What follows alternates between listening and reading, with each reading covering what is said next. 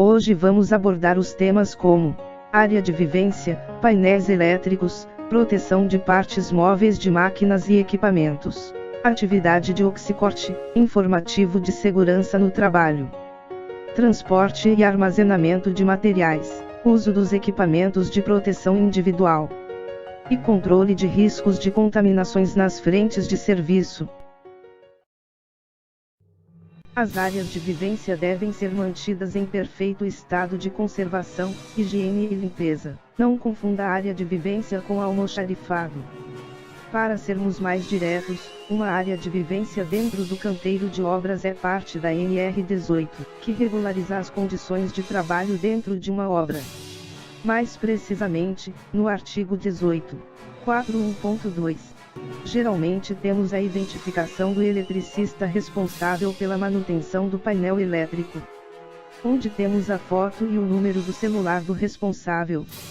A identificação pode ser feita com etiquetas adesivas, mas é importante que seja de um material durável, e que a identificação nela não se apague facilmente. Proteções fixas são de difícil remoção, fixadas normalmente no corpo ou estrutura da máquina. Essas proteções deverão ser mantidas em sua posição fechada, sendo de difícil remoção, fixadas por meio de solda ou parafusos, tornando sua remoção ou abertura impossível sem o uso de ferramentas. Caso não tenha a proteção das partes móveis ou rotativas, o equipamento deverá ser paralisado. Os biombos para solda são utilizados para separar os ambientes de trabalho que realizam soldas ou esmerilhamento, e necessitam de proteção para os demais trabalhadores. Eles podem também ser usados em outras situações que produzam arcos nocivos à saúde, como os raios UV e infravermelhos. O que não se pode é realizar a atividade sem instalação dos mesmos.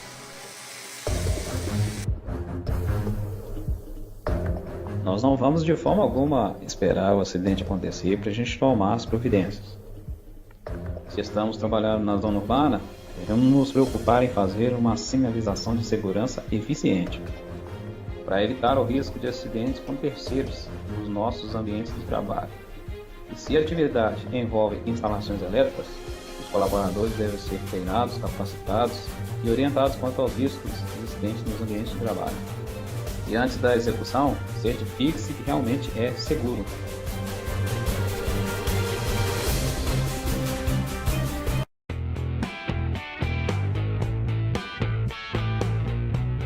Deixar lixo no interior dos canteiros?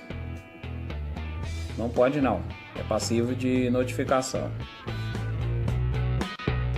É proibido manter lixo ou entulho acumulado ou exposto em locais inadequados do canteiro de obras, conforme a recomendação da NR18, no item 18.29.5. Reciclar é parte integrante de um trabalho eficiente e seguro.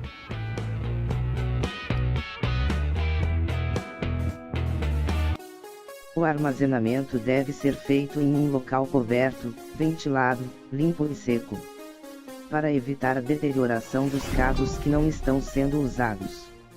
Devem ser previstos meios para os cabos sejam identificados claramente em suas planilhas de inspeção.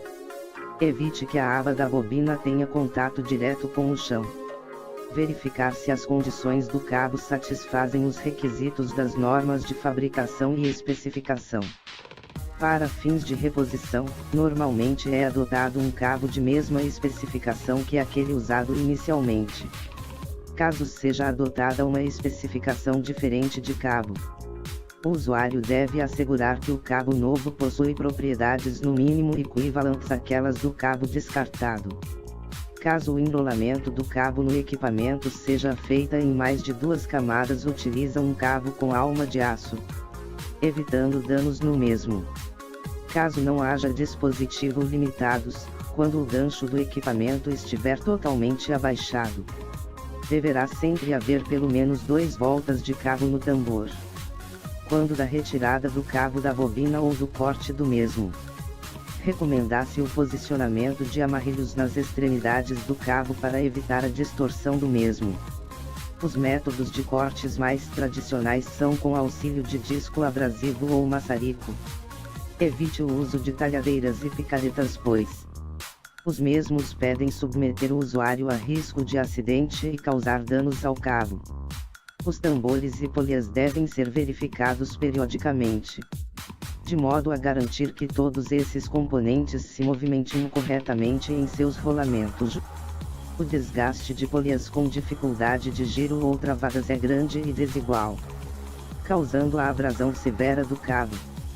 Polias de compensação ineficientes podem causar o carregamento desigual no enrolamento do cabo. O raio no fundo do canal em todas as polias deve ser adequado ao diâmetro do cabo. Se esse raio tornar-se demasiadamente grande ou pequeno, a ranhura deve ser reusinada ou a polia substituída. Use um calibrador para verificar esta característica. Os rolamentos das polias devem possuir sistema para lubrificação, exceto para polias blindadas. Verificar se os canais do tambor e das polias garantem a perfeita acomodação do cabo. Verificar se os canais das polias possuem danos que possam prejudicar a performance do cabo.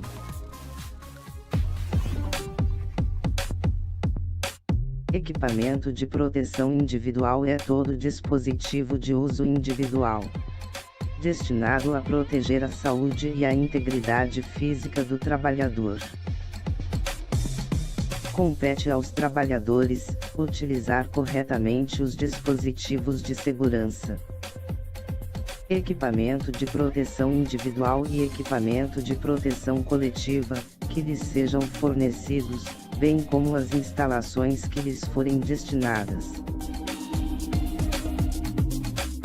Todo o perímetro de raio da carga do equipamento deverá ser bem sinalizada, para que em caso de tombamento do guindaste, não tenhamos colaboradores como vítimas. A ela pode gerar problemas de saúde, especialmente os portadores de doenças do trato respiratório. Na presença destes agentes químicos gera condições inseguras e facilitadoras para ocorrências de acidentes e doenças ocupacionais.